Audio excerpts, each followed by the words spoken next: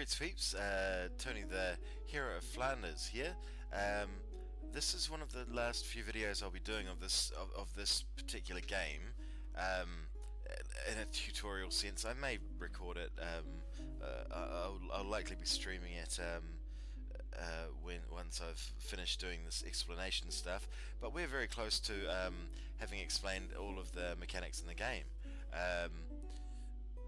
There's some bits and pieces that I'm sure that haven't been covered, some colonization stuff, but I don't think I'll get the chance with this particular game.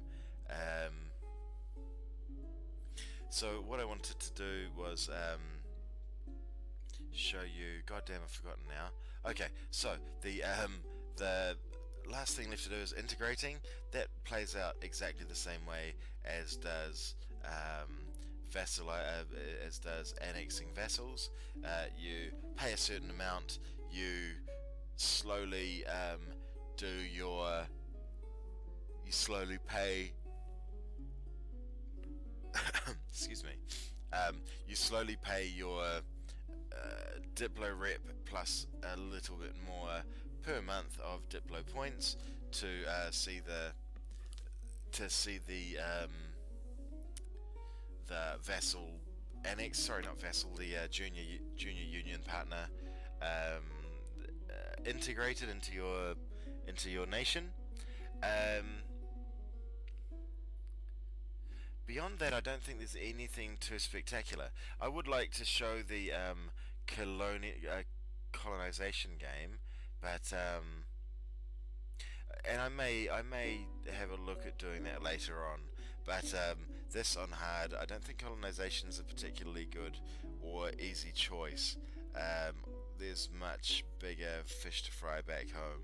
So, given that I don't feel comfortable with this game, I feel relatively comfortable with it.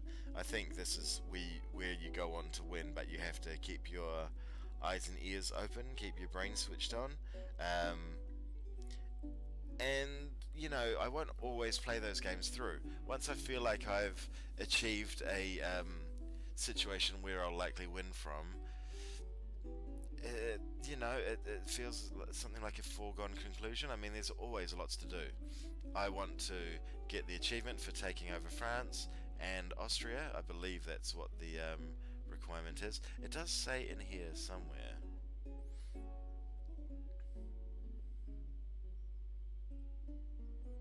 Menu and statistics. No.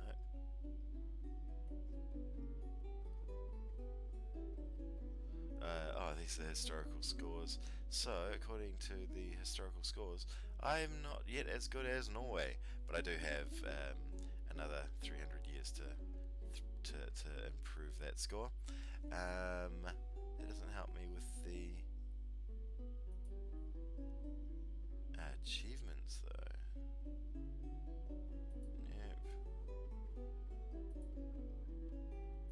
Nope.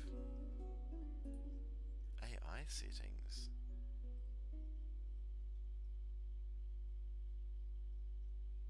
What?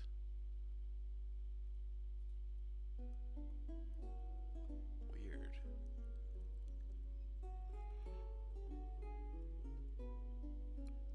I haven't noticed this option before.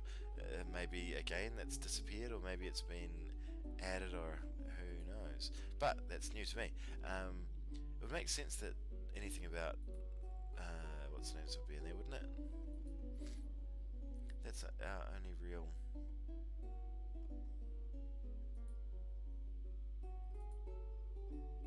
source of info. No, okay. So let's shift tab. We'll do that later. Yeah, but in the meantime, the colonization stuff I may have a look at. The conquering of Austria and France, that could be cool. We've got an interesting ally here, interesting rival here in Castile. They look like they're looking to come over this way, so there could be a brand new giant power to fight, given that Castile control Aragon and Naples. It's they're a tough customer to face, particularly when they haven't already run themselves ragged on the French. They waited for the English to do their job, and I waited for them to do their job, and then Castilla waited for me to do my job. All very Machiavellian on each of our parts. Are you running over me, dude? No, good. But that's everything that I can think of for the time being. I may make some amendments to this. We'll keep playing for a while, and see how I go. Maybe continue, maybe stream it. I don't know. But I think for the moment, you've had a very good instruction. You've had a very interesting set of instructions as to how EU4 plays out. Shame I wasn't able to get involved in the mechanics of the HRE, but it wasn't for a lack of trying. You saw me give away a whole bunch of my territories for no reason and no distinguishable advantage in the long term, and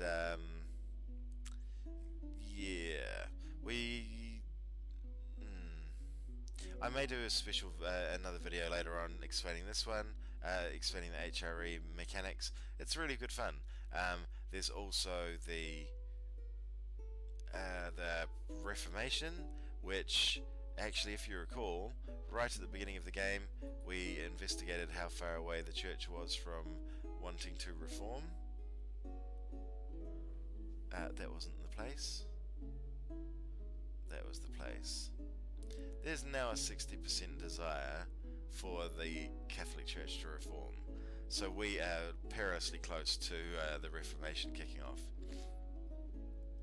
So maybe I will show a few more things in this game, but for the meantime, that will be us.